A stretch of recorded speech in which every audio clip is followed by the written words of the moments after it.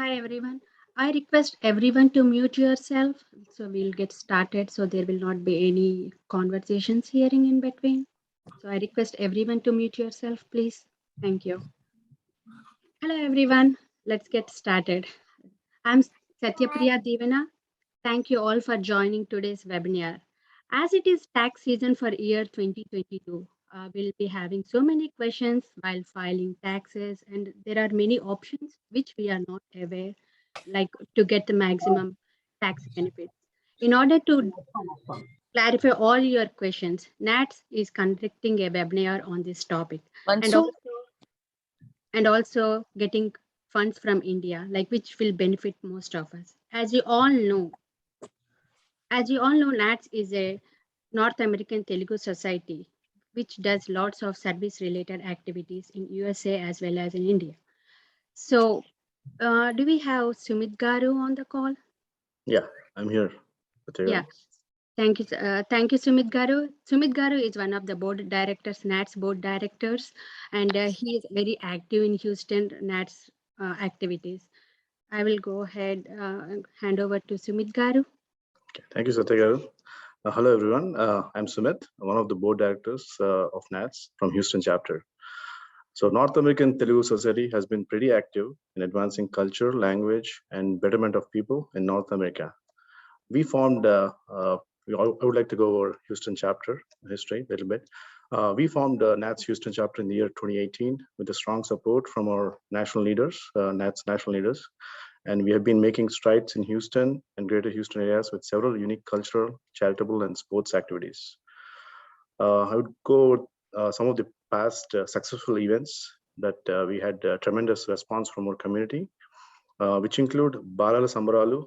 We had 150 kids participate in this event, and we had a free virtual Zumba event, which we had 600 women attended this meeting all over USA, and we had the tennis championship local to Houston. We had almost 60 players, which is very good, and we also had a million can drive for the food drive. So even with pandemic, our Houston team did not slow down. With our will to serve the community and with increased enthusiasm, we had several other meetings also connected, virtual meetings like immigration, tax, and other webinars. And serving the community is our motto. And this webinar is one such activity in the series of events we planned this year. I take this opportunity to commend our NATS Houston chapter for all the hard work they have put in to make this event happen. Kudos to our team, Viru Kankatala, and our Houston chapter coordinator, and all the core team for excellent work. As always, our national team, which is our backbone. Thank you, Aruna Ganti Garu, Shekhar Ane Garu, Prashant Garu, and the rest of the national team for supporting us and encouraging us. And also, I thank Anil Garu for taking time today and giving us enlightening us in the tax issues. And with this, thank you very much. With this, I would like to conclude. And Satya Garu, please take it. Thank you.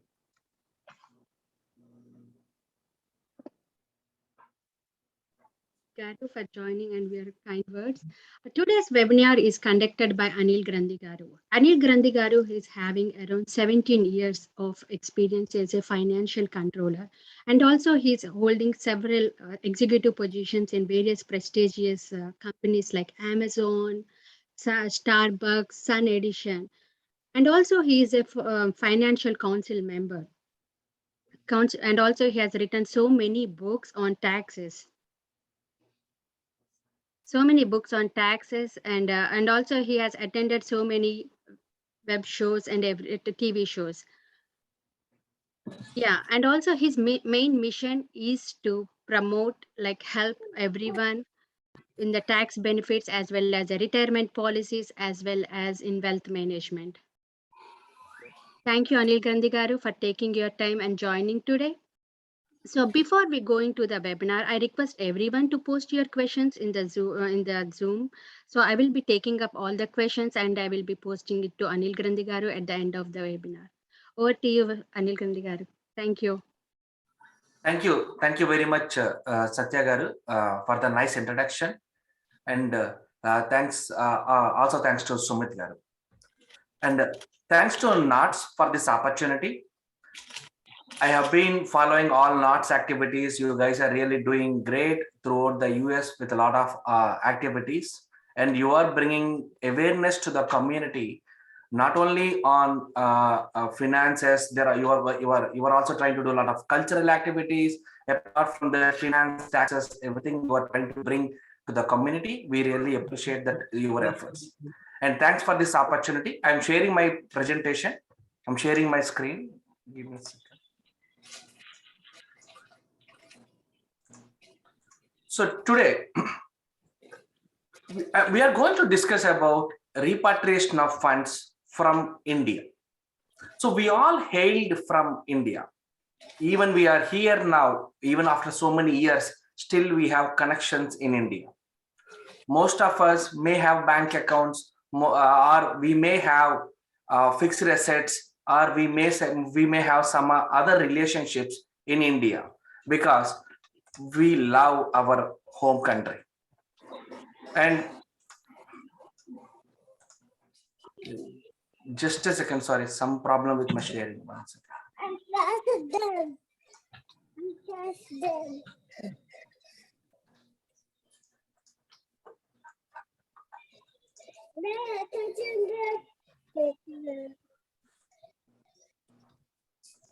Give a minute, I want to go.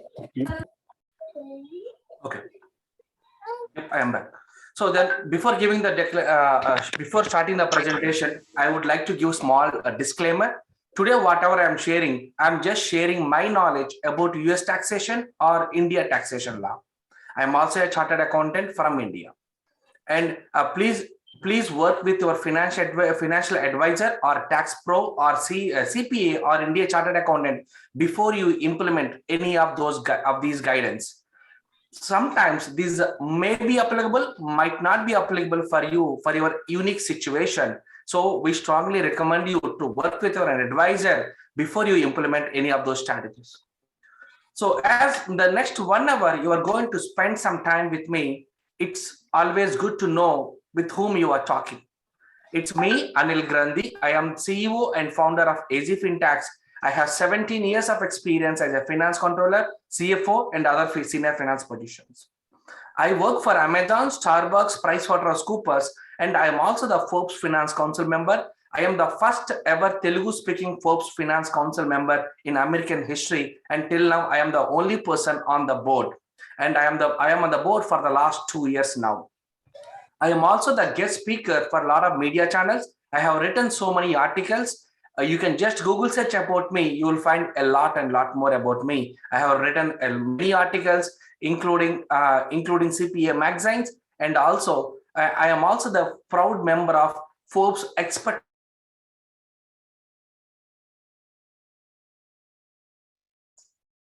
I am also the member of the expert panel where we take the recent issues in the economy and we try to share our knowledge with the community.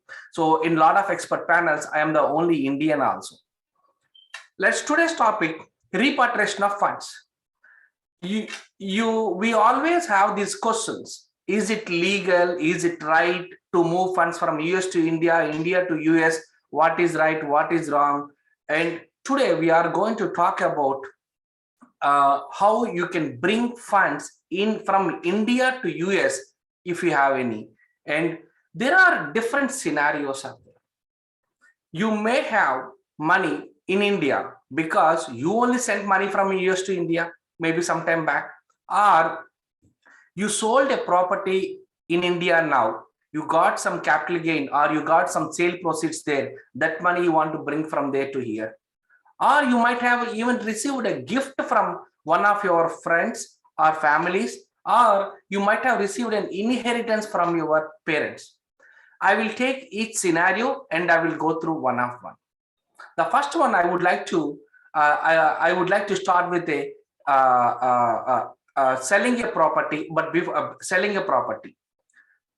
In the last few years back, in the recent times, our Indian government, FEMA introduced a program called $1 million scheme. What does this mean? Subject to some conditions, a non-resident Indian can take $1 million out of country. We all are non-resident Indians, NRIs, non-resident Indians. So if you are not a resident of India, if you're not living there, so then you are considered as a non-resident non-resident Indian, and you can bring this money up to $1 million.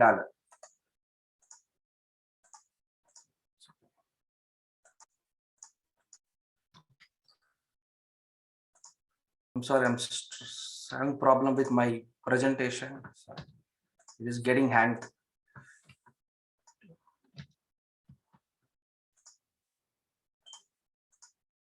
Sorry. So the first one which I want to talk about today is selling of the property. So if you receive some sale proceeds in India by selling some properties in India, so what is the process? This $1 million scheme is only applicable for NRIs. This is not applicable for residents of India. So if you are an NRI, this scheme can be applicable. This scheme is applicable for you. And this $1 million, you can repatriate up to $1 million from India to US in the span of one financial year. In India, the financial year definition starts from April 1st to March 31st. So but if you want to use this money in this 1 year period, is available for every NRI. If you don't use this limit by March 31st, it will reset the limit again on the April 1st. And if you want to transfer more than 1 million, you need to go for RBI approval process. If up to $1 million, you don't need RBI approval. And all the basic fundamental rule, if you want to take money out of India, you have to be in compliances with income tax rules in India. It means you have to pay all applicable taxes in India without paying taxes if applicable. Don't even think about bringing the money from India to US. And there are some permitted transactions, prohibited transactions. What are the permitted transactions when we are talking about this $1 million scheme? So if you are selling any property, or if you have any bank balances in India, whatever the reason you got accumulated there, and if you received any superannuation benefits, or maybe some retirement benefits, or if you received any insurance proceeds, or if you sold any shares or mutual funds or any other equities, if you're selling some stock, some interest, financial interest, or in any company. So if you received proceeds, that means the money, if you received money in India because of any of these transactions, so then that money is eligible to remit to US. And the money has to be in an NRO account. If you want to get this $1 million to US, the money has to be in NRO account. If it is in just savings account, you cannot bring up to $1 million. But if it is an NRO account, then you will be able to bring up to $1 million. Then, very important point: whenever there is a sale transaction in India, the buyer, whoever is giving the money to you, the buyer has an obligation to deduct TDS, tax deducted at source, 20%, and it can go up to 28% based on value of the transaction. If the transaction is more than 5 crores, including surcharges and the base 20% and the surcharges, including that, it can go up to 26 to 28%. So whatever money you are getting, around 25% is already cut down there. And this money, whatever the buyer is deducting this money, and they will deposit this money with India Income Tax Department against your PAN number. And once this is not a tax liability for you. Just someone is just paying some advance tax money to you, to the government on your name. This money can be claimed back by filing a tax return if you don't have to pay so much of taxes. An example, if you may need to pay some taxes of maybe around 15% or 10% based on all the calculations, capital gain calculations as per Indian income tax law. But the money was already deposited, deducted up to 25% and deposited with Indian income tax department. Though in those cases, you can file your tax return and get the money back to US. Get the money back from India income tax department. Then alternatively, you can also file Form 13 with India income tax department in advance, even before entering into a sale transaction. How does this help? This will help you to reduce the tax liability amount. If you think that you don't have to pay so much of taxes, then you don't have to allow these tedious deductions. At least 2 months before, you need to submit Form 13 with income tax department in advance, saying that as per my calculation, this is what the money I need to pay to income tax department. So please give me a certificate to deduct lesser tax amount than regular tax amount, regular TDS amount, which is at around 20 to 25%. In those circumstances, the money can be deducted only lesser amount. I want to give one example here for a better clarity. If you are selling a property in India for 1 crore rupees, on 1 crore rupees, the buyer has a right to deduct approximately 25% of TDS from the sale proceeds. This 25 lakhs will be deposited with Department of Income Tax of India as a withholding taxes from you. But as per your calculation, you might need to pay only 10%, that is around 10 lakhs rupees. So what we recommend you is, first do your calculation, how much taxes you need to pay against the sale transaction. You can work with a local chartered accountant in India to do this computation. Once you derive this number, in this example, maybe 10 lakhs rupees, then you can submit a Form 13 with the income tax department asking, hey, I don't want my buyer to deduct 25%. Rather, I want him to deduct only 10%. And it takes approximately 1 to 2 months to get this approval from income tax department. So this is a very good one, because otherwise what happens, if they deduct 25% money as withholding taxes, you need to file taxes next year, then you can get the refund. So this is a lengthier process. So we recommend you to file Form 13 so that to get a lesser TDS payment certificate. Then whenever you want to transfer this $1 million, up to $1 million, the sender from India through your NRO account, that is you, and here receiver also you. So both the parties, the sender and receiver, from India sender and from receiver in US, both should be on your name only. So this $1 million scheme is applicable only when you want to transfer money from India, from your own personal account to US, your personal account. And in this process, you might also need to file Form 15CB, Form 15CA, and Form 15CB also. I will explain this in more details in the next slides and part of the documentation. When we talk about sale proceeds, this also includes agricultural lands. So if you have any agricultural land, and if you want to sell that land, and if you want to bring to US, there are some additional conditions out there. So first of all, you can get $1 million even though you are selling agricultural land in India, but there are some permitted transactions and non-permitted transactions again. The permitted transactions, you have to acquire this land, agricultural land, before you become NRI citizen. Once you become NRI citizen, you cannot buy agricultural land in India.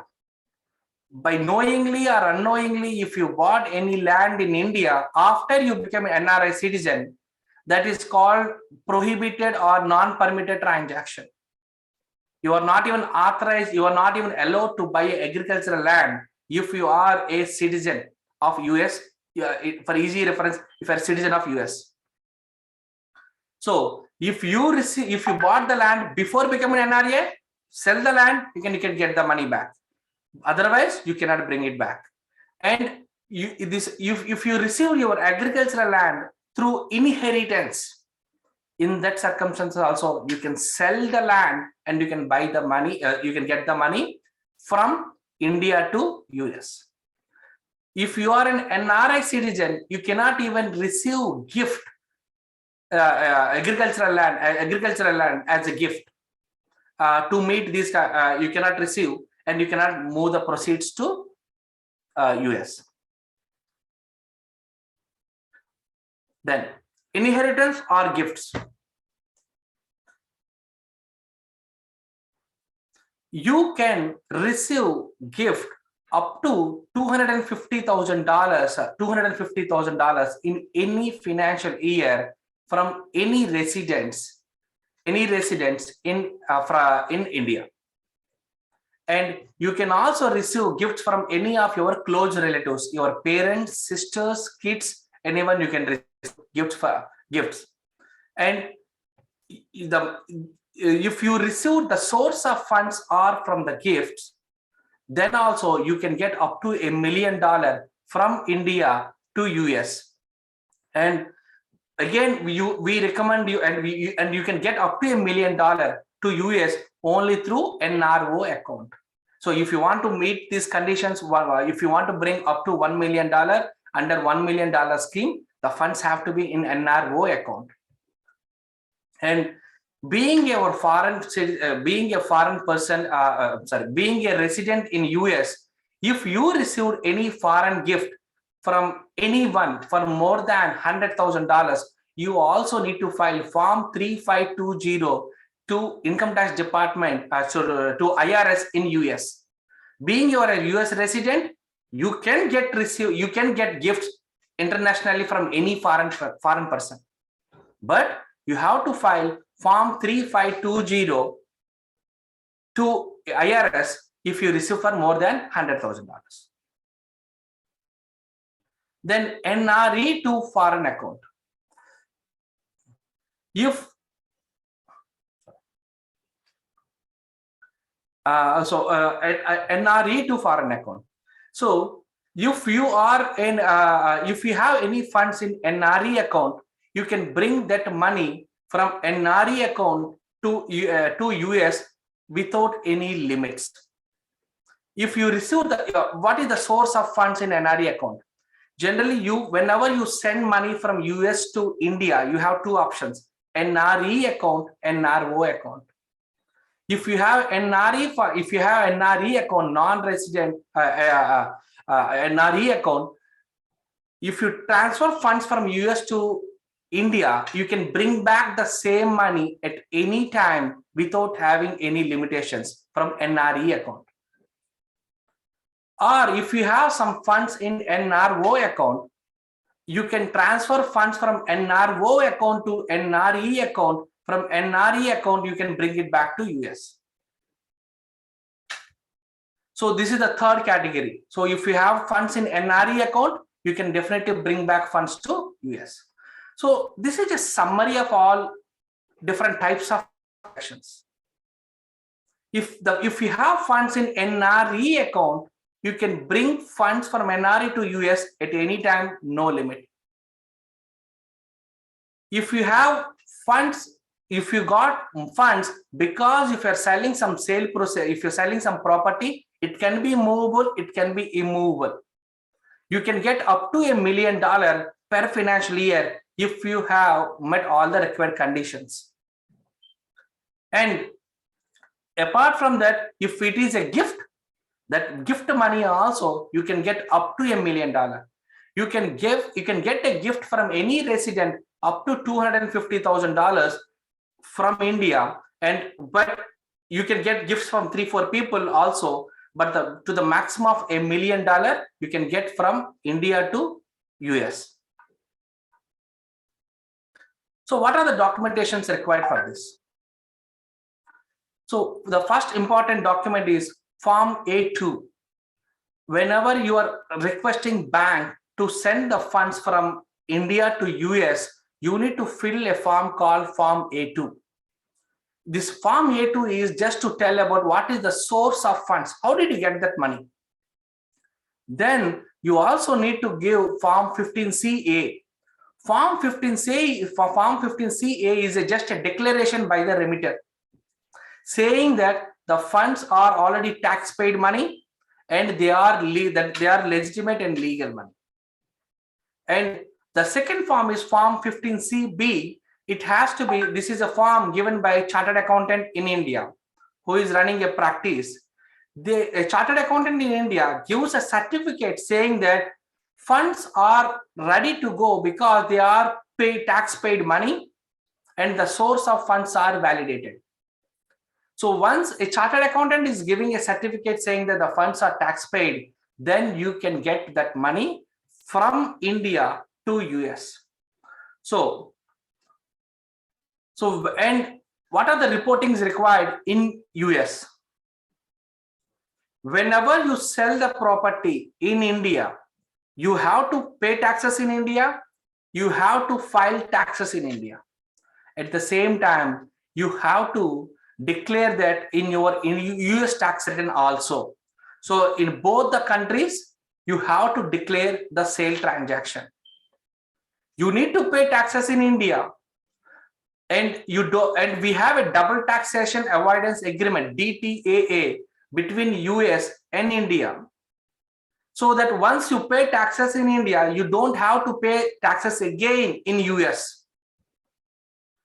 Rather, you can get a tax credit. So when you declare, say, sale transaction in US, you compute the taxes as per US taxation rules, and just as per US taxation rules. And instead of paying the taxes here, you take an international tax credit for the money what you paid in India, because we have a DTAA. That means to that extent, you don't need to pay it again. So you claim declaration, you claim international tax credit. And if you received any gift, if you got this money through gift, then you need to file Form 3520. This is a gift tax return if you received for more than $100,000 from as a gift from India. So there are two. If it is a sale transaction, you have to declare it in the tax returns. If it is a gift which is less than $100,000, you don't have to declare anything. If it is more than $100,000 gift from a foreign person, then you have to file Form 3520, informing IRS that, hey, I received more than $100,000 from a foreign person. So this is a step-by-step process. If you already have a sale transaction, if you already got some sale proceeds now from the sale of a transaction, sale of a property in India, you have to ascertain how much taxes you need to pay in India. Then pay taxes as required in India. Then file Form A2 with a banker, and also Form 15CA, 15CB with the banker, which is a form received from a chartered accountant in India. Then remit funds from India to US. So the banker, if you submit these forms, a banker will send you from India to US, or will send funds from India to US. Then once this is done, this is one level. And again, from US perspective, you need to report the transaction in US, and you need to compute the taxes in US. And if you need to pay any taxes here, you can claim the tax credit for the taxes you paid in India, and Please remember, you might need to file Form 3520 along with your tax return if you received a gift for more than $100,000. And in this transaction, in the entire scenario, the very important topic, FBAR, foreign bank account reporting. If you have $10,000 balance at any point of time in any foreign financial account, you are also liable to, you are also supposed to file FBAR, which I'm covering in the next slides. So this is a snapshot of what you should do before you want to send funds from India to US. There is one more thing, Form 13 also can be filed if you are proactive. If your Form 13 will help you to reduce your tax deducted at source. The next one, FBAR and FATCA reporting. A US person must file foreign bank account reporting if they have more than $10,000 at any point of time in any foreign financial account, and it is an aggregated value. It means you may have a multiple accounts. Aggregating all those accounts, if he exceeds $10,000 at any point of time in the previous year, you have to file FBAR. So, and FBAR is only for US residents. So it can be an H-1B visa. If you may be on H-1B visa, you may be on green card or citizenship. And this is a mandatory reporting requirement. So what is this $10,000 definition of foreign financial accounts? A foreign financial account definition includes any bank accounts, savings account, fixed deposits, mutual funds, stock accounts, securities, or any commodities or insurance policies with a cash value. Most of us may have an LIC policy or maybe any other insurance policy. Even the cash value of that insurance policy also matters in the definition of foreign financial accounts. And if any mutual funds or if we have any interest in any foreign foreign financial institutions or having a shares in a private limited company. If you meet any of those, if you have balances in any of these foreign financial accounts, either single or aggregate, exceeds more than $10,000 at any point of time, it means, I want to give one example. I have one account in India, an NRO account. I may send some money from US to India, maybe some $15,000, around maybe $15,000. I send money from US to India. Once I send the money to India, immediately my parents have taken out money from my bank account immediately, but it touched India bank account for more than $10,000. If it touched the money, the foreign financial account, then you have to file FBAR. So at any point of time, if the money touches, if the money exceeds more than $10,000, you have to file FBAR. You may have an LIC policy. If we have an LIC policy, go and check what is the cash value of the policy. If you don't know how to check the cash value, go and check with your agent, or you can go to online. You can also check what is the cash value of insurance policy. All these accounts together, aggregating, if it is more than $10,000, you have to file FBAR. What is the due date to file FBAR? The due date to file FBAR is April 15th, and it has an automatic extension of 6 months. It is up to October 15th you have time. And if you miss to file FBAR, there are penalties for being non-compliant. And please note, FBAR is only a declaration. You are not paying any taxes. FBAR is a form you are doing a declaration to Department of Treasury. This is not IRS reporting. This is a Department of Treasury reporting. You are just telling the government saying that, hey, I have some money in India, or I have some money in Malaysia, or some money in any other country, any foreign financial accounts. And this definition doesn't include real estate. If you have any real estate properties, this F bar is not applicable for you. It is only, if it this applicable if you have more than $10,000 balance at any point of time. And don't think that, hey, if I have money in India, how US government knows? We have a lot of a big understandings are there between US and India, and in overall US government, Indian bank accounts have an obligation to report to US bank account, to US government on our account balances. And I have been seeing so many notices are being sent from Department of Treasury and also from IRS to our US residents about FBAR. If you have some balances in India, don't wait to declare it. Declare it and be compliant. And payments to a foreign person. This is also a very frequent question which I get from my most of the business owners. If we have some operations in US, and if you have a business operations in US, if you are getting some help from US to from India, you can file. You can do the direct payments from US business bank accounts to India person if they are providing any consultation services to you. And whenever you do this payment, you can just receive a form called W8 Ben.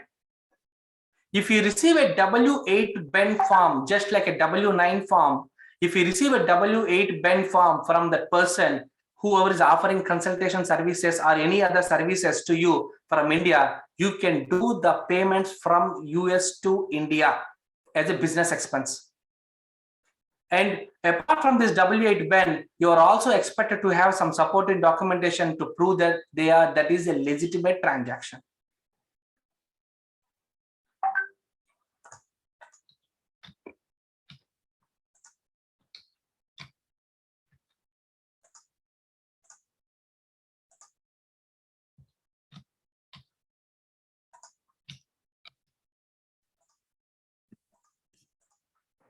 And now, after finishing my repatriation of funds topic, I'm getting into the 2022 taxes. If you have any questions on the repatriation of funds, please post your questions. I will also take up those questions from the chat box after this, once I complete this presentation. Regarding 2022 taxes, why it's very important to know about taxes. Right now, if you look into our tax rates, the maximum tax rate is around 37%. But if you look into last 100 years history in America, the highest tax rate was at 94%. So for every dollar you are earning, up to 94% taxes you are paying. The reason why the tax rates were very high in the past is because of debt to ratio. A government, any country government, any economy, their income is measured as a GDP, and their debt is what they have obligations. If the debt is more than GDP, they need more money to take care of the debt. Then what they do, one of the easiest way to raise funds to increase the revenue for any country government is to increase the tax rates. So when the debt to GDP ratio was 121% in around 1945, our income tax rate was 94%. Later, the tax rates have come down because the debt has come down. But again, the tax rates are gone up, but the debts are gone up, but the tax rates are not going up because of the political pressure. Right now, our US government has $29 trillion as debt, and our current debt to GDP ratio is 127%. It was 121 in the 1945. The tax rate was 94%, but now it is 127%, but still our tax rate is 37%.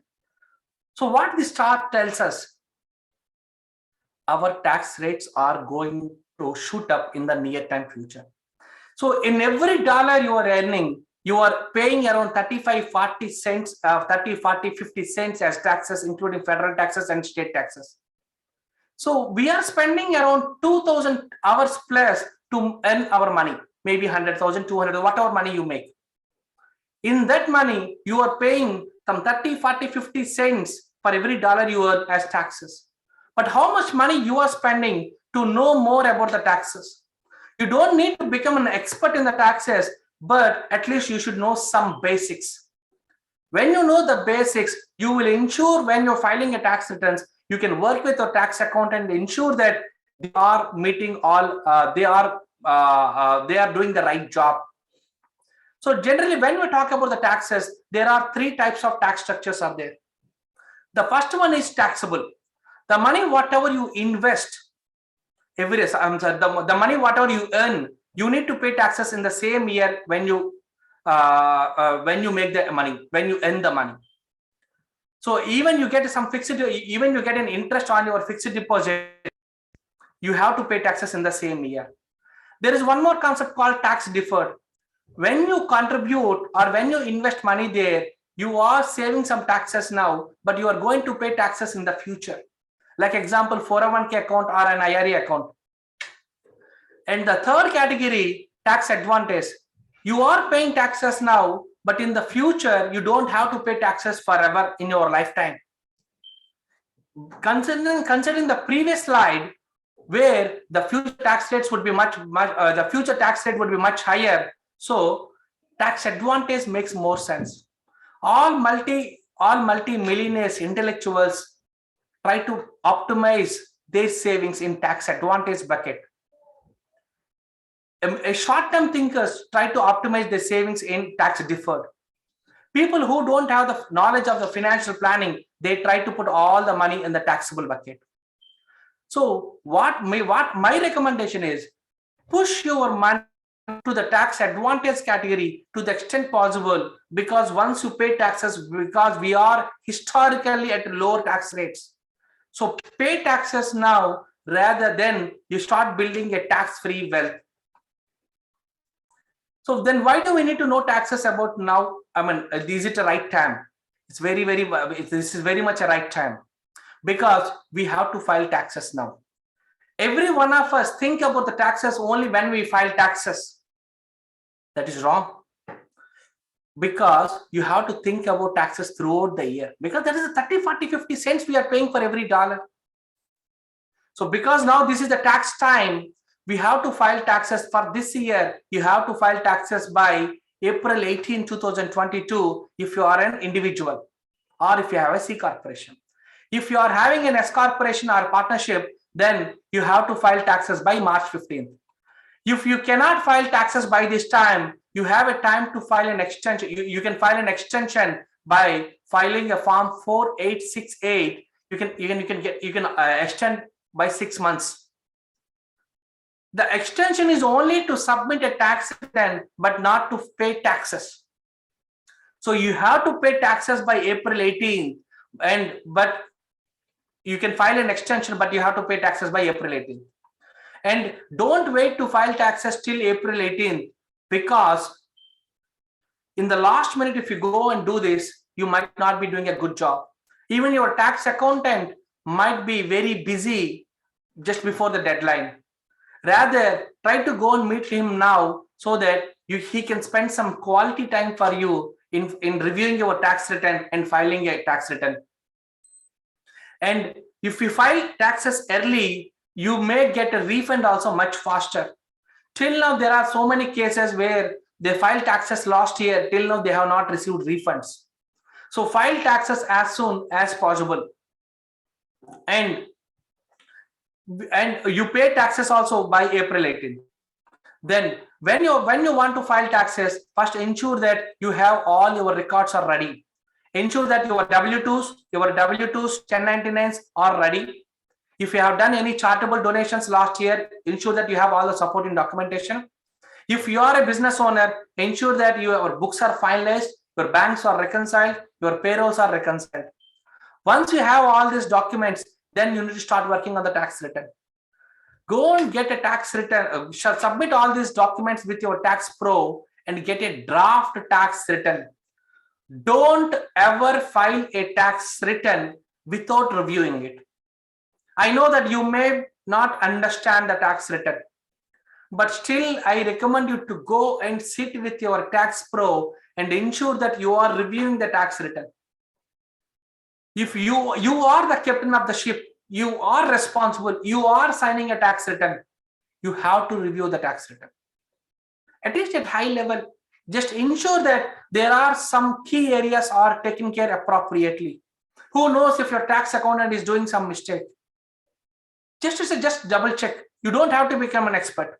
Ensure that all your COVID relief benefits are the tax impact for all your COVID relief benefits are taking place appropriately, because you might have received stimulus payments, rebate checks, or maybe some tax credits, or PPP loan amounts, or you might have received some EADL loans. If you are a business owner, there were so many opportunities. There were so many COVID relief initiatives were provided in the last couple of years. And on top of all, there are a lot of tax saving strategies out there. You just ensure that your accountant, tax guy is implementing all those tax planning strategies. How do you know about the tax planning strategies? If you have attended any of my previous webinars, you can find we discuss about a lot of tax saving tips. But here, considering the shortage of the time, because we are talking about two topics today, repatriation of funds and taxes, I'm trying to just focus on only major points in the taxes today. Still, there will be a lot of learnings. Just ensure that all these points are being properly implemented when you file taxes.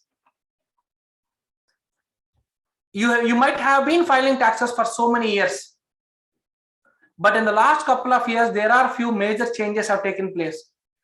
Last year, if your income was less than $150,000, you might have received $1,400 as a stimulus check from IRS.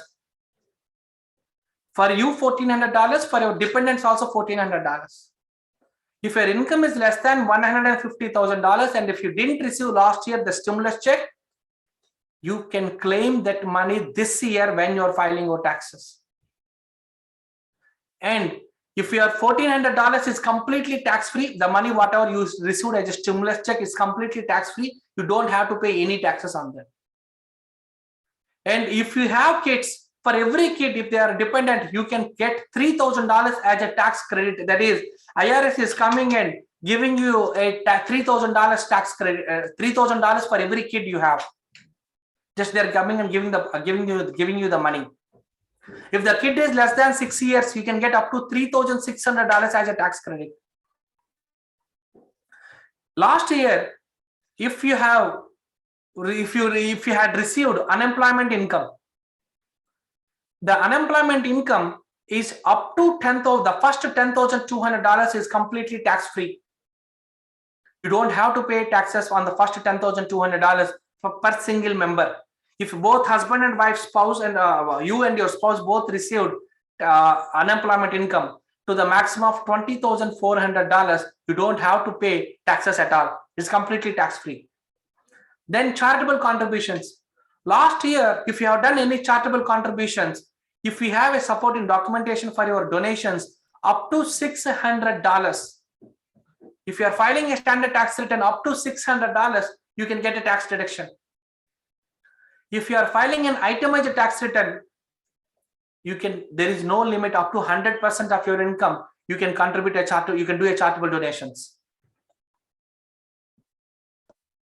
Most of us are in IT sector, and if you are a 1099 contractor, or if you are running any other business, if you are running a business as a single member LLC, and if your net income from your business or can be 1099 or from the 1099 income, if it is more than $50,000, your sales, your expenses, the net income, the net profit, if it is more than $50,000, it can be any business. You can be a real estate agent, you can be You can be a daycare. You may be running a daycare, or if you're a 1099 contractor or a IT consultant. We recommend you to go for S corp election. Why so? If you are a 1099 contractor or single member LLC, you need to pay federal taxes, federal income taxes. You need to pay state income taxes. You also need to pay social security taxes and Medicare taxes. Social security taxes and Medicare taxes, which is 15.3% on your net income. If it in general, if it's a 1099 contractor or single member LLC. If it is an S corporation, you don't have to pay this 15.3% on your net income, which is social security taxes and Medicare taxes. There is no social security tax or Medicare taxes on S corporation net income. So you are, with this one strategy, you may be saving around $5,000 to $7,000 in taxes. But please note that if you are electing as an S corporation, you may need to pay. You may need to take salary. Salary is mandatory from S corporation. But after running a salary, if any money is left over in S corporation, you don't have to pay 15.3% social security taxes on that. So please work with your accountant on this applicability, or at least ask me or reach out to me. I will help you. This one strategy can help you to save maybe around $5,000 to $7,000 in taxes. If you are running a business, if the business was impacted last year because of the COVID and by at least 20% compared to the 2019. If the business is down by 20% compared to 21 in any quarter compared to the 2019, that is Q1 19 versus Q1 21, Q2 19 versus Q2 21, Q3 versus Q3. So if a business is down by 20%, you are eligible to get $7,000 per employee per quarter in your company. If you have outside employees only, you are eligible. If you're self-employed, no, employee ERTC is not for you. But if you are running a proper business and if you have W2 employees, for every employee, you get $7,000. I have clients who are getting some millions on this. An example, if you have some 100 employees, per quarter, you can claim $700,000 in tax credit per quarter. So then if your business is impacted in multiple quarters then. And if you are a self-employed, it's very important to know more about paid and sick leave credits. If you are impacted because of the COVID directly, it means you are diagnosed with the COVID or you are advised to take a self-quarantine. I know many of you have taken some self-quarantine because of some government regulation as recommended by government rules. Or if you are experiencing COVID symptoms and some seeking medical diagnosis, or you are subject to a local quarantine or isolation. So as per the government, as per the federal, state or local requirements, if you meet any of these conditions, you can, and if you have taken a paid leave when you are running your business, you can get $5,000 from government, from IRS as paid sick leave. So IRS is coming and giving you the money up to $5,000 if you have taken any paid leave last year. If you are impacted or if you are in quarantine, you can get this money. And if your kids were not able to go to the school because the schools were closed, or you didn't get right daycares where you can send, the daycares were not available during the COVID time, so you were not able to send your kids to the daycare or to the school, then you can claim this credit for up to 50 days, per day $200.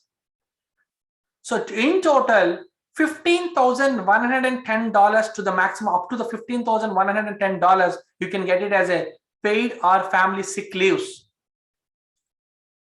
And government is giving this money to you. And there are a lot of documentation is to be done. Some forms has to be filled in. to claim this credit. So it's a bit complex, but reach out to me if you have any questions, or your tax accountant should be able to help, or otherwise we can help. And dependent care tax credit. If you and your spouse both are working, and if you need to send your kids to the daycare, you can, what IRS says is, whatever amount you're spending for your daycare, IRS wants to pay you 50% of the fees of your expenses to the maximum of $4,000 per kid. That means you can spend $8,000, IRS will give $4,000 as a tax credit to you. If you have 2 kids or more, to the maximum of $16,000 expenses, that is an $8,000 credit.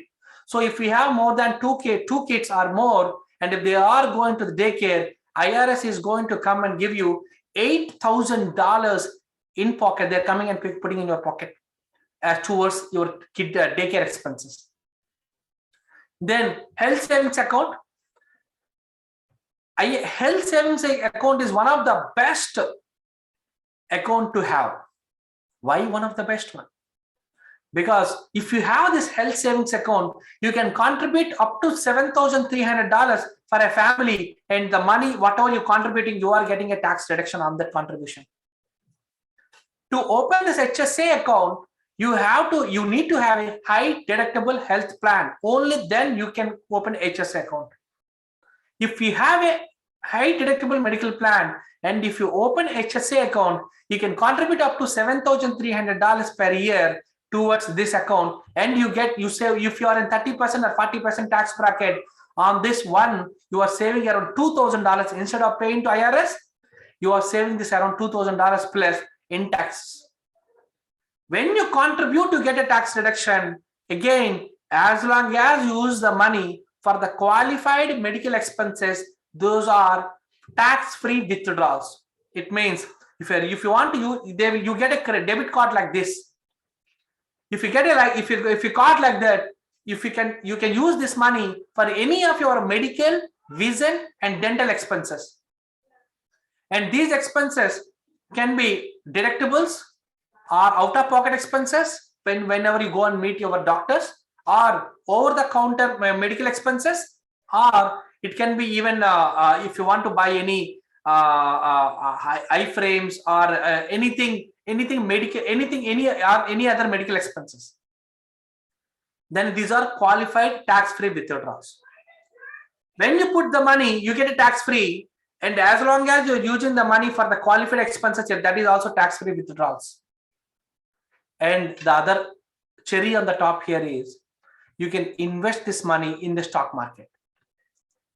Rather using this money immediately for your medical expenses, I prefer to invest in a stock market, and it grows tax-free forever. It grows every year. The $7,300 may become $30,000 or $40,000 after 20-30 years. At that time also, I can use this money for medical expenses. At the end of the year, if you don't use this money, funds won't be lapsed. I mean, it will be rolled over. Because you can just roll it over to year on year. You are not in rush to use for any medical expenses. Once you retire anyway, you need a lot of money. At that time, you can use a lot of money for your medical expenses. At that time, you can use this HS account. And 401k account, I noticed most of you or many of you might not be contributing to the 401k account, or most of our Indian community people, because you may be thinking you want to go back to India, or you are not certain whether you will be settling down here, going back to India, or you may be thinking, I cannot touch this money till my retirement. Why do I need to put this money? This is one of the very good strategy to save taxes. Whatever money you are contributing, you are going to save taxes immediately 30-40%, whatever the tax rate you are. An example, if I'm investing some $10,000, and if I have a 30% tax bracket, I am saving $3,000 spot. And you can there are a lot of other ways are there how you can take this money out, or how you can use this money differently for some other investments. once you leave your job. So 401k, if your employer is offering 401k account, my recommendation is to contribute to the 401k. Don't miss this tax saving opportunity, and at least don't miss this employer matching. Most of the scenarios, employers they match up to 4% or 5% or 6%. Or if you are working in a company like Microsoft, they match 50%. So whatever you contribute, your employer will match. How much money you can contribute? You can contribute up to $20,500 towards 401k account. And you can take this money after 15.5 years, but there are a lot of other strategies are there how you can access this money in different ways. And solo 401k, if you are a self-employed or if you are having any side gig, if you are a 1099 contractor, solo 401k is one of the great tool to save taxes. If you have a solo 401k retirement account, you can contribute up to $61,000 into the solo 401k. If you have this account already, you can have for the last year, you can contribute up to $58,000 before April 15th. And if you don't have solo 401k account, but if you want to save taxes, you can open a SEP IRA now before April 15th, and you can contribute up to $58,000, which is 25% of your income. To the maximum of $58,000, you can contribute to the SEP IRA. So this is also a good one before filing a tax returns. If you are self-employed income, this is a good strategy. IRA. Whether you are a business owner or an employee or a W-2 employee, you can contribute up to $6,000 to IRA account, Independent Retirement Arrangement account. You can contribute $6,000. Your wife can also contribute $6,000, even though she is not working. This you can contribute to IRA account even though you have a 401k account.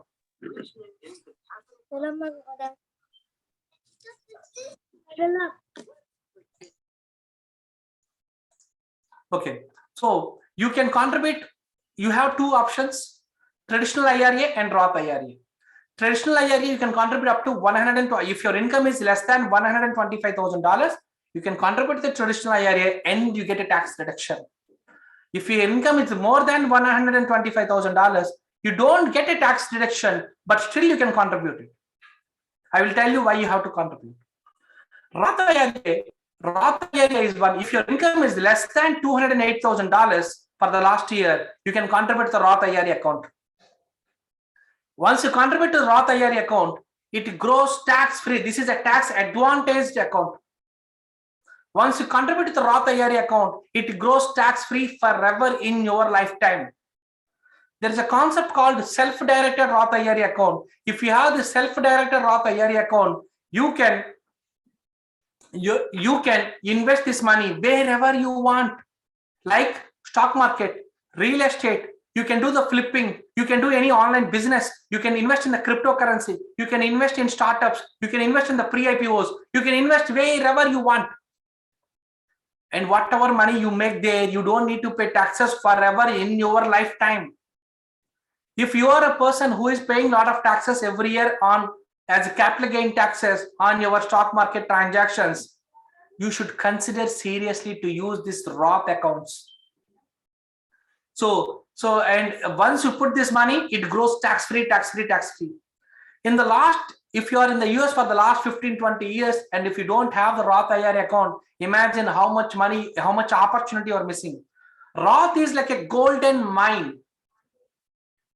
Every one of us should have Roth IRA account, period.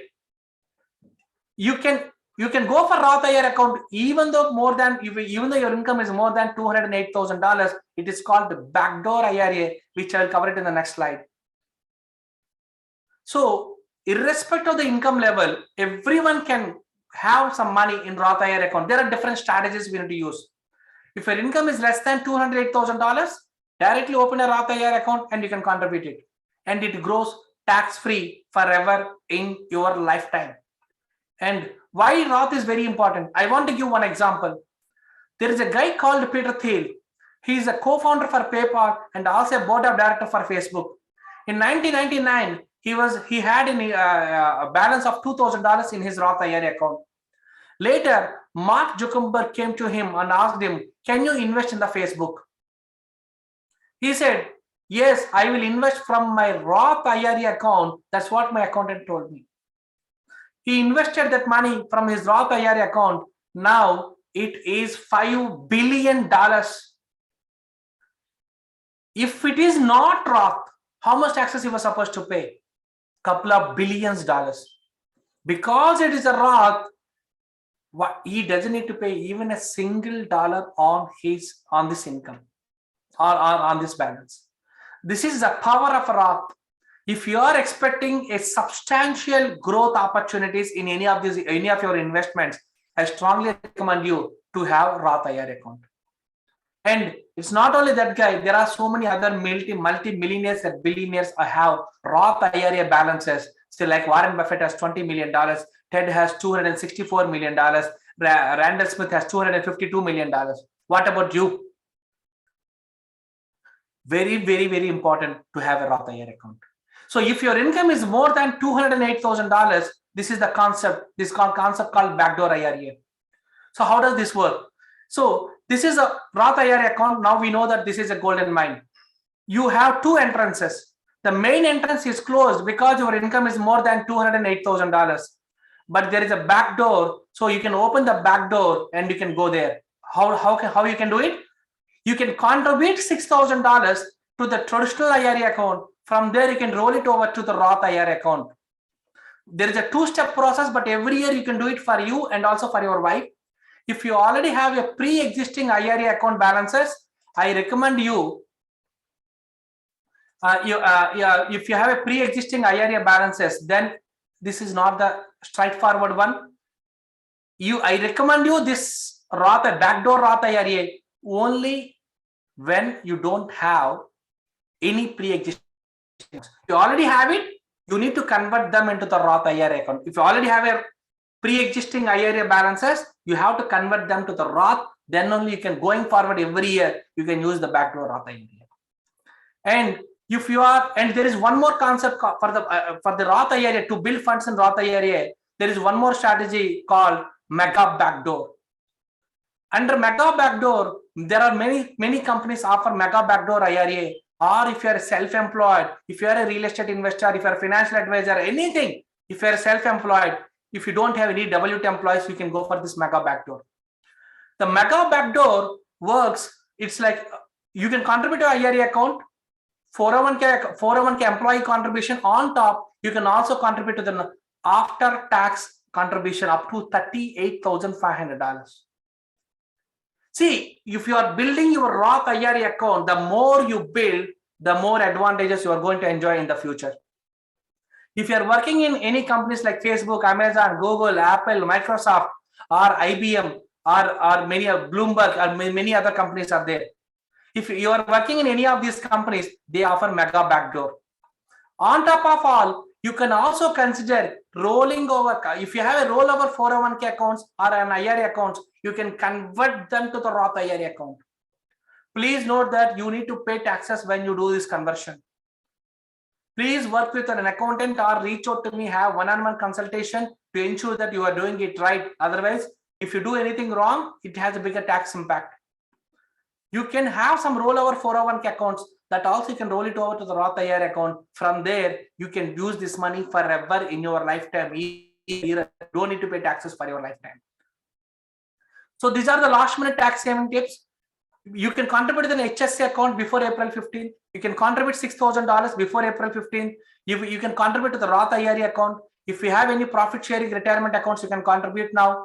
If you have a 529 plans in the states of, if you are living in Georgia, Iowa, Mississippi, Wisconsin, Oklahoma, South Carolina, if you contribute anything to the 529, you get a tax deduction at the state level, and you can also contribute to the SEP IRA before April 15th. So you can do any of these tips. You can save few thousands of dollars before April 15th for the previous year. So the secret sauce for any right way of decision making, for any business decision making, or to save taxes, or for the tax planning, is working with the right professional, working with the right team. That is where we are. So we can even design, if you are a business owner, I can design a strategic proactive tax planning for you, and how you can save taxes for the next few years. It's a one-time report. for the next few years, we can customize a tax plan report for you, how you can save taxes legally, morally, and ethically. And whenever we do this tax planning for the business owners, our minimum guarantee is $10,000. If you are not able to save $10,000 minimum, we don't even take up the assignment at all. Only when we see the opportunity to save minimum $10,000, we take it, and we can design a road plan for you if you are a business owner only. This is not for individuals. Individuals, the opportunities are less to save taxes, but we offer a free tax planning for every individual, free tax planning if you are filing taxes with us. Once we file taxes with us, once we file taxes for you, after April 18th, we are free with the downtime. We want to use it to design a tax plan for you. The tax plans can save you thousands of dollars, may save you thousands of dollars. In the entire US, maybe very few tax firms can offer a free tax planning for the clients. How many times you meet your accountant or CPA after filing a taxes? But we meet every client one-on-one, in person, one-on-one with a CPA, with a licensed CPA or enrolled agent. We sit together, we design a tax plan for you, considering all your current and future goals. So this, we do it for free.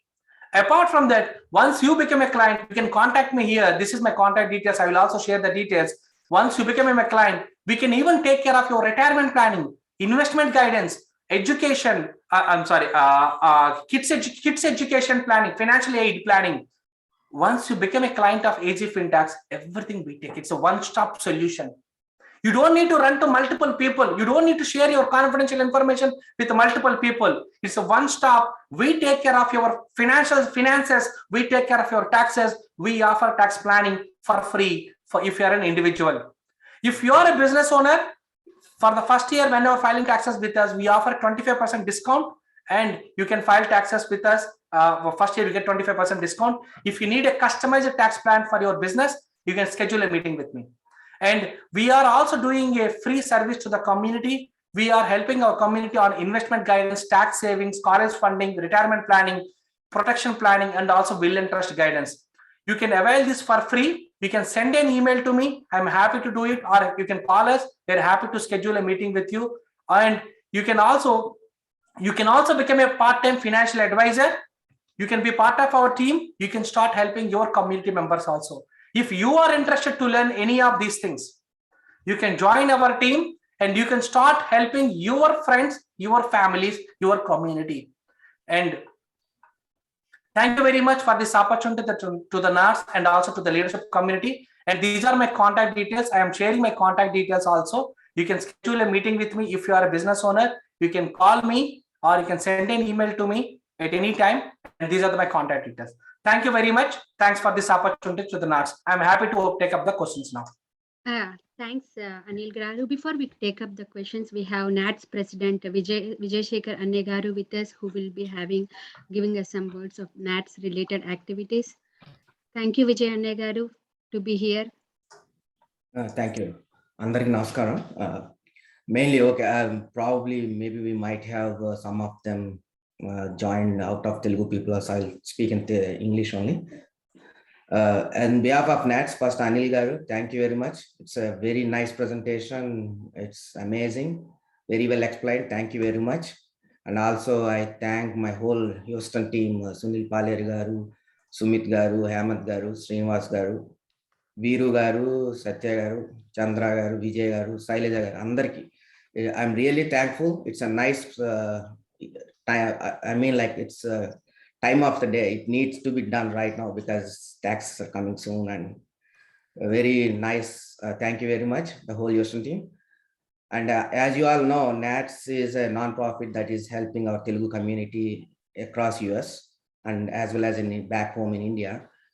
We have done, we almost, during this pandemic, we've been helping everyone from US to India, and almost we raised more than $1.5 million, and we distributed across the people who are in need. And I really thank all my sponsors or whoever contributed to NATS so we can help the people who are in need. Thank you very much. As always, NATS, we have a helpline which is 24/7. You can call 1-888 for Telugu or 1-888-483-5848. Or you can send an email, NATS helpline email, which is helpline@natsworld.org. And our 24/7 team is always there, and someone will contact you and try to help you out in your difficult situations. And also, taking the same opportunity, I also like to invite all participants or everyone across US. We are having a small mini conference due to pandemic. We couldn't do a bigger conference, but it's going to happen in Dallas during 25th and 26th of March. But 26th of March is fully open to public. You guys can just walk in and come into the conference. We're going to have fun events. It's going to be like skates, dances, even the local, and also we have celebrities coming from India. It's going to be a fun time. It's mainly to appreciate all my team because we didn't get a chance in these 2 years. We've been working so hard, but we didn't get a chance to meet each other or have fun. So please come. Let's have a great fun time in the mini umbrellas. Thank you very much. Thank you, Ocean team again, and thank you, Anil. Thank you, Vijay Garu. So it's a nice presentation, Anil Garu. We have so many questions actually. So we have consolidated some of the questions and I will be presenting to you.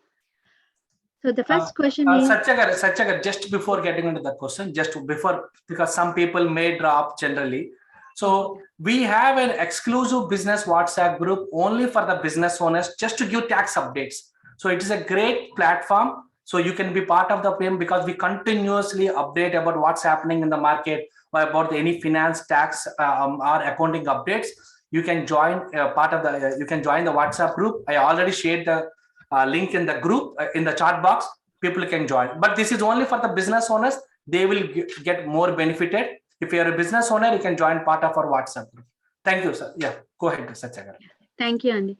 So if I bring over, say, $1,000, sorry, $100,000 from India, is it taxable in USA?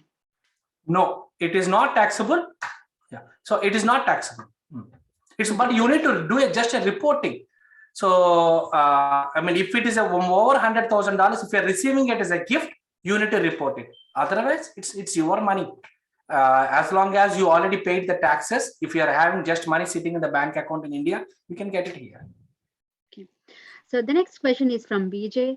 For capital gain proceeds in India, when we get tax exemptions for investing in capital gain accounts or RBI bonds, do the same can be exempted when we file tax in US? Okay, answer is no. So those tax exemptions are only for India, but you have to pay taxes again in US. So then there is no point in going for tax saving strategies. So yeah, it's not applicable in US. Yeah. Can we file taxes in US for proceeds received abroad with TDS amount paid in India? I'm sorry, can you repeat your question?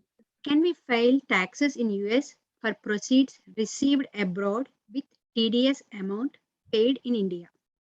Yes, correct. Yes, I think I already covered in the presentation. I think you might have received this question even before completing the presentation.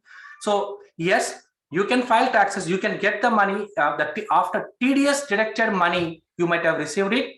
So you can file taxes in US, but show it as an international tax credit. But you have to file taxes in US and also have to file taxes in India. What if I have an OCI card? Does it count as an NRI? Yes, it is an NRI. Yes. Is there a limit on how much your parents can gift you from India? There is no limit. After what amount does a gift from parents needs to be reported to IRS? Okay, if you receive for more than $100,000 only. If a buyer is an NRI too buying home for their parents, how is that situation handled? Does buyer need to still deduct before paying to seller? This is a unique question. If you can send an email to me, I can check and confirm to you. This is my contact details.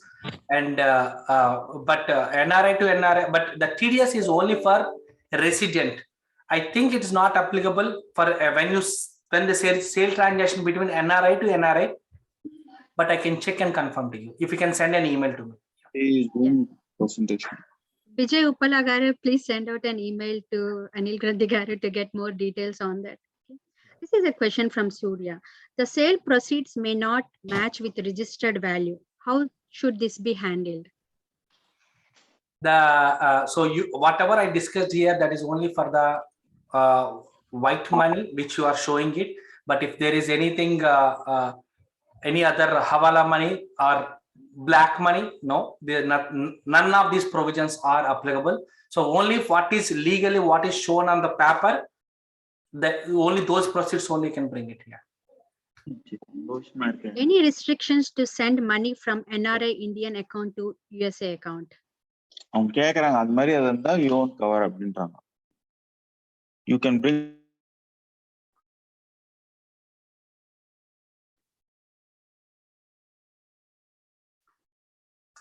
Yes, yeah. Can you repeat your question? Sorry, Sacha. Yeah. Any restrictions to send money from an NRI Indian account to US account? I think there are no restrictions. As long as you pay all the taxes, then you can bring the money. That's it. Are we eligible to transfer money from NRO to NRI account? NRO to NRE, I believe. Yes, you can do the transfer, but there are some conditions. As long as you are meeting the conditions of FEMA and income tax rules, then you can transfer the money from NRO to NRE. So the same process, whatever I explained earlier, Form 15CA, Form 15CB and everything. Because once the money is in NRE account, you can freely bring money to US. So you need to work with your banker and also a local chartered accountant to move the funds from NRO to NRE. I know that some banks says that you cannot do it, but technically they can do it. But because of the complexities, they say no. But when you escalate the issue to the next level in the bank, then generally they do it. So, like we have one more question on that. So NRO account to directly to US account, can we do that? Yep, definitely you can do it. Yes. How is the taxation of 250K gifts from others in India? How does taxation works if other person wire money to us less than 250K? Okay. So if it's a gift in US, the receiver, the recipient, because we are receiving the gift, recipient is not required to pay taxes at all. So any gift, and in US, only the giver has to pay taxes. So and a giver can give up to $12 million gift to anyone in the lifetime. So for these numbers, whatever we're discussing, there is no tax impact on the gift monies. How much money every year we can transfer from NRO to NRE? NRO to NRE money, I think this is also again up to, there is a limit of $1 million, I think. Yeah, but I'm not 100% sure, but I think it's 1 million limit is there. Okay. How much DTAA works? 100% tax credit we get in USA of what we paid as tax in India on property taxation. Property taxation, no. I think this you might be referring about the capital gain taxes. Answer is yes. You get 100%. If a house or property non-agri was bought in India using NRE money many years back, then will the sale proceeds follow the same 20% TDS when sold? Answer is yes, because the buyer is responsible to deduct the 20% withholding taxes whenever they're giving the money to any non-resident. So yes, it is. Is PPF also counted for the balances? How about overdraft account balances?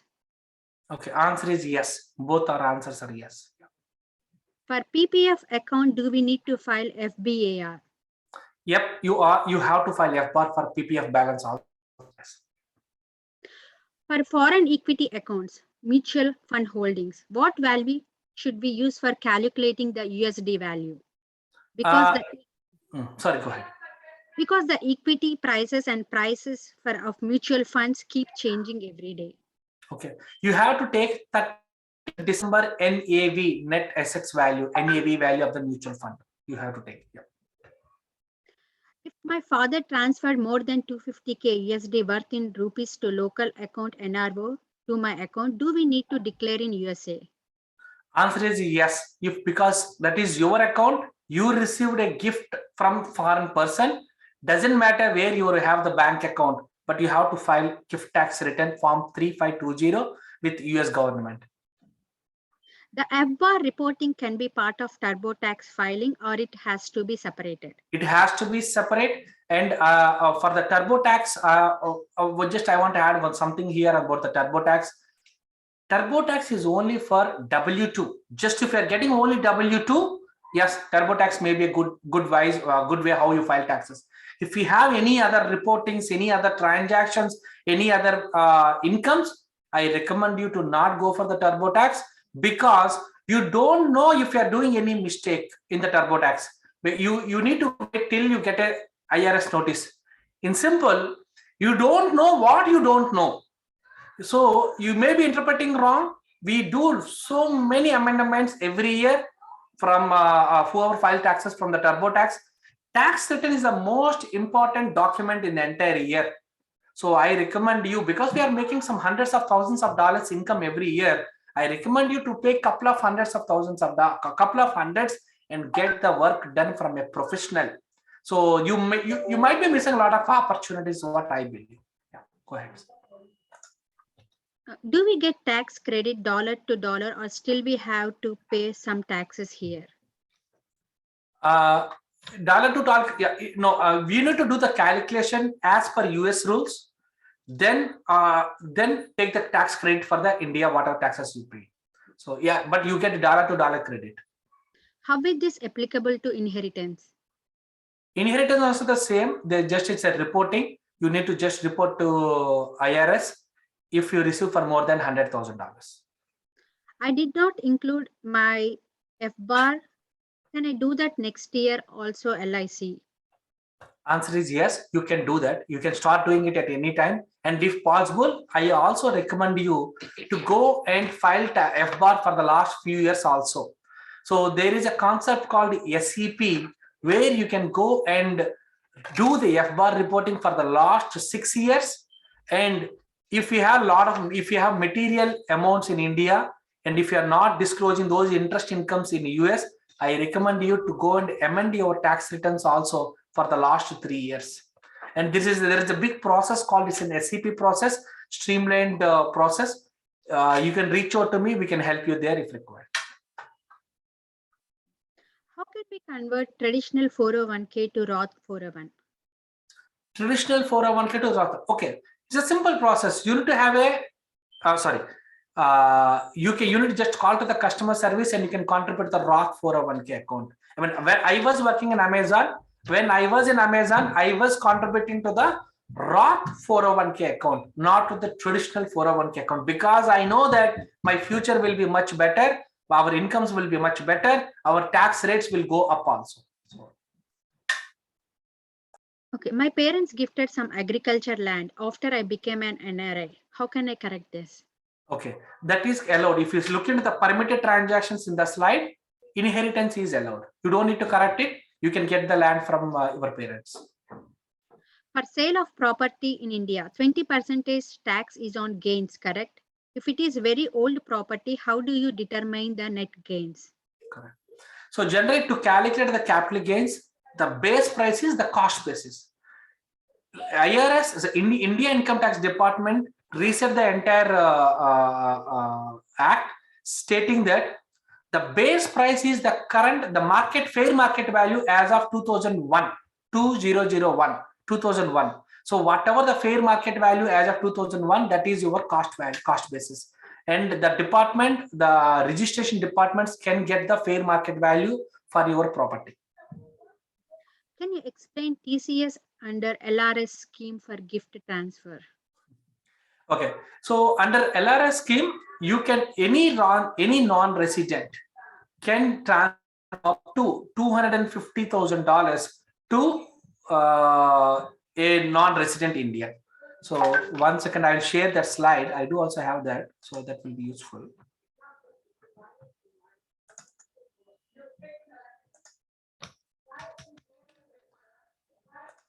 because one more person also sent a message to me. So there is one more concept called liberalized remittance scheme. This is when an resident wants to send their money to non-resident, they can send to the maximum of $250,000, and this money is towards if the kids are studying outside of India, or if they want to buy some. This is from payments from resident to India residents to non-resident of India, NRI. So this can be towards medical treatments, or towards some any software purchases or online purchases, or kids studying outside of India. And what is prohibited? If the person whoever is paying you the money, the source of funds have to be declared when they're transferring the money. The source of funds should not be proceeds of any lotteries or gambling. So if they have not received the money from the lottery or gambling, then they can give the money up to $250,000. Yeah. Do we have to pay taxes in US on interest earned in NRI account? Answer is yes. Yep, you have to. In India, if you get any interest income on NRE account, it is a tax free, but you have to pay taxes in US.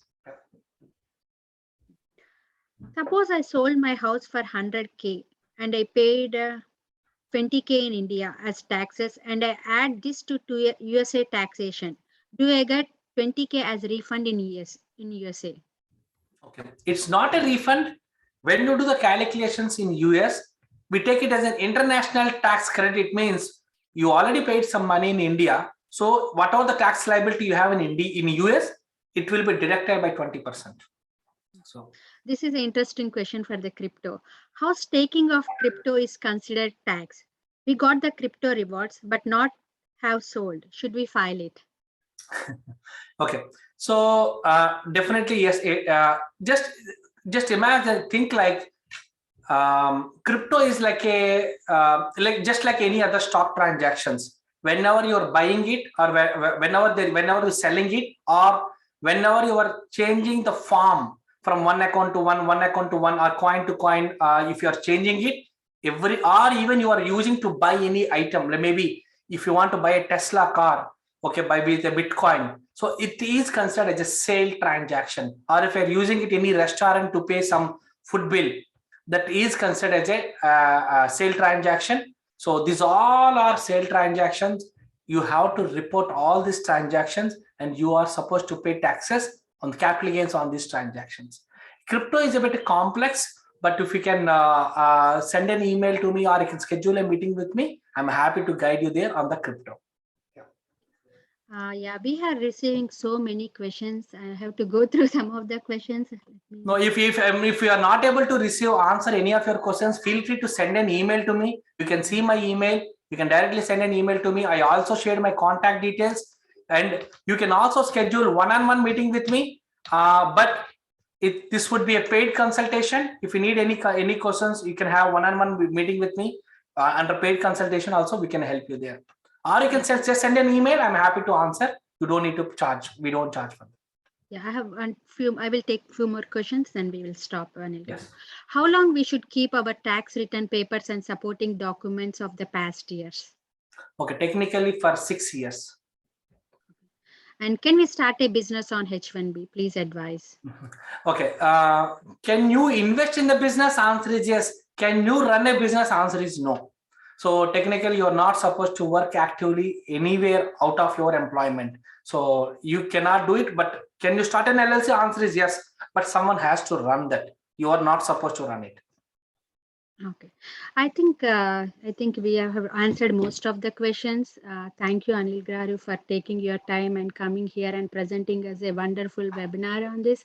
It's really helpful to everyone who is in India, as well who is getting funds from India, as well as who is staying here for the tax filing.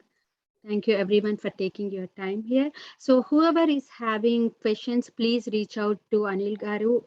Like he has his details here. You can see his email ID over there. And also he has given the his business account, WhatsApp account in the chats. Please go through it and you can share, you can look into that and you can reach out to him.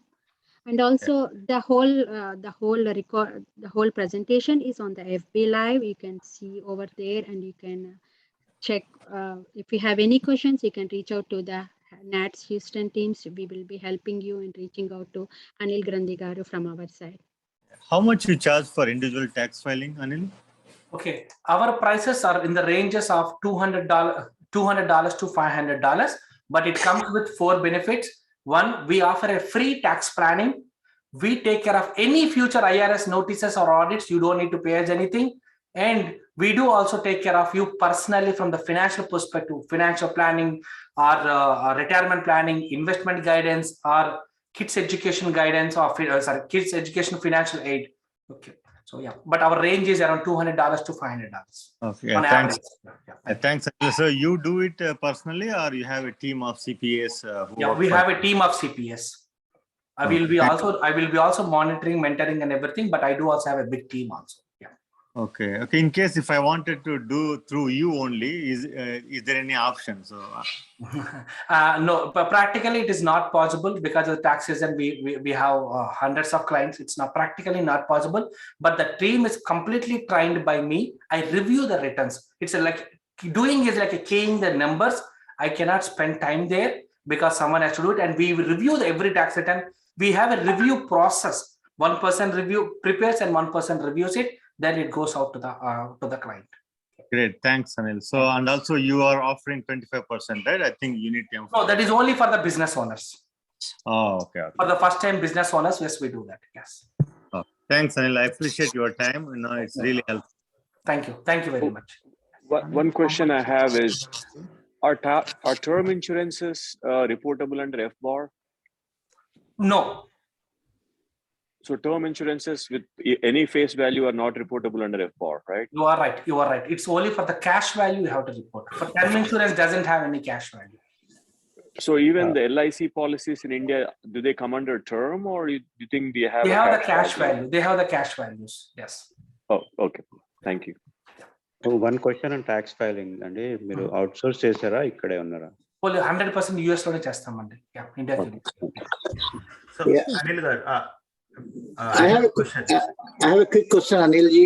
Is it necessary for us to file 1040 and then file for extension, or we can just file extension and 1040 can be done before October? Yes, you can just file an extension. You can file the 1040 later, before October 15th, October 18th. Okay, thank you.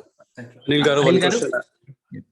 Anil Garu, like if we have spent for the house repairs, can we file in the taxes?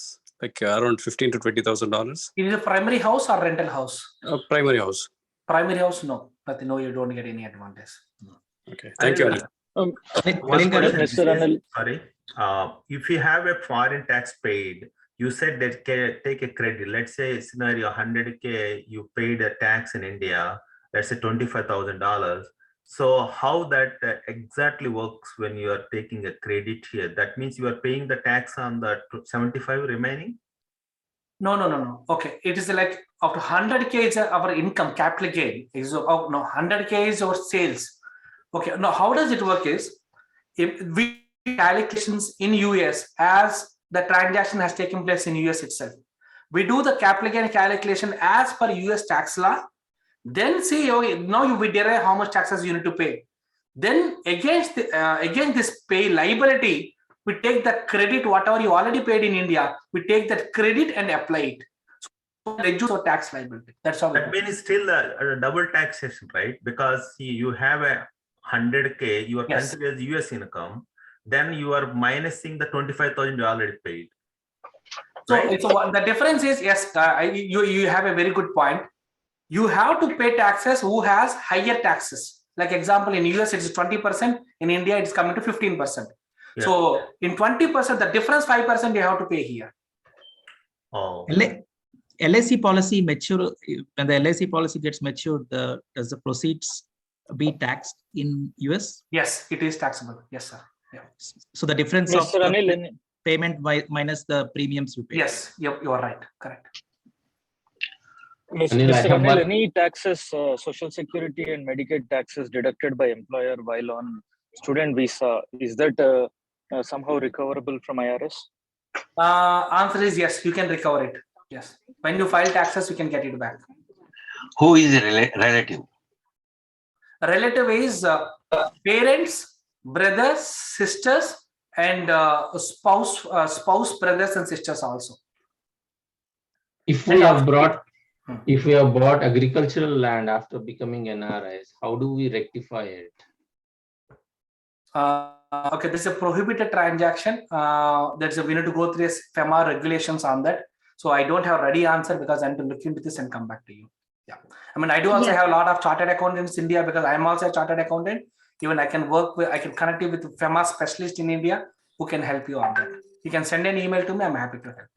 Yeah, Because because of the time constraint, we have to stop here. So please reach out to Anil Garu directly if you have any more questions. He is ready to help everyone with individual questions. He is going to please email to him. His team is going to help you. So please reach out to him. We cannot be taking up all the questions what we have right now, but yeah. And for the link and the FB link and everything, please reach out to Nats. We can find it in the YouTube. You can find the recording over there. Thank you, Anil Garu, and thanks to the whole NATS Houston team and also the national team for coming up and doing this. Thank you, everyone. And NATS Houston is coming up with more events in future, like Balal Sambaralu and everything. Stay tuned for it. Yeah.